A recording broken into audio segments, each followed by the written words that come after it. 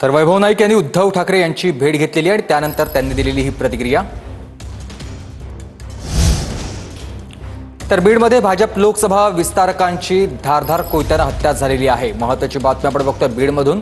माजलगावच्या kitty Adgaon इथं बाबासाहेब आगे यांची हत्या करण्यात आली आहे। आरोपी नारायण फपळा यांना पोलिसांनी ताब्यात घेतले आणि बाबासाहेब आगे यांच्या हत्येचं कारण अद्याप अस्पष्ट आहे। महेंद्र मुधोळकर माझे सहकारी आपल्याला सविस्तर माहिती देतील। गेली 4 महिने झाले बीड जिल्ह्याचं सामाजिक स्वास्थ्य जो आहे तो बिघडलेला आहे आपल्याला पाहायला मिळते। 4 महिन्यापासून खुनाचे जे सत्र आहेत ते काही कमी होण्याचं नाव घेत नाही।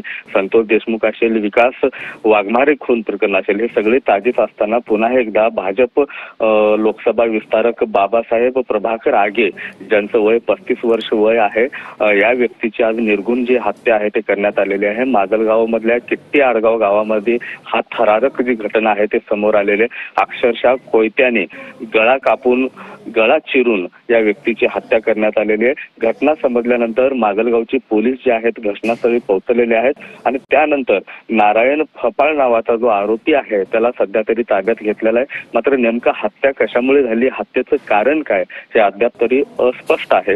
मात्र पुन्हा एकदा भाजपच्याच एका पदाधिकाऱ्याची हत्या झाल्यानंतर बीड जिल्ह्यामध्ये खळबळ जी आहे ते माजलेली आहे। कायदा सुव्यवस्था खरोखरच वेशीवर टांगण्यात आलेला आहे का, लोक का घाबरत नाहीत, हा प्रश्न जो आहे तो पुन्हा एकदा सातत्याने समोर आलेला आहे। नक्कीच धन्यवाद तुम्ही दिलेल्या सविस्तर माहितीसाठी। तर बीडमध्ये भाजप लोकसभा विस्तारकाची धारदार कोयत्याने हत्या करण्यात आली आहे। माजलगावच्या किट्टी आडगाव इथं बाबासाहेब आगे यांची हत्या करण्यात आली। आरोपी नारायण फपाळ याला पोलिसांनी त्यानंतर ताब्यात घेतलं आहे।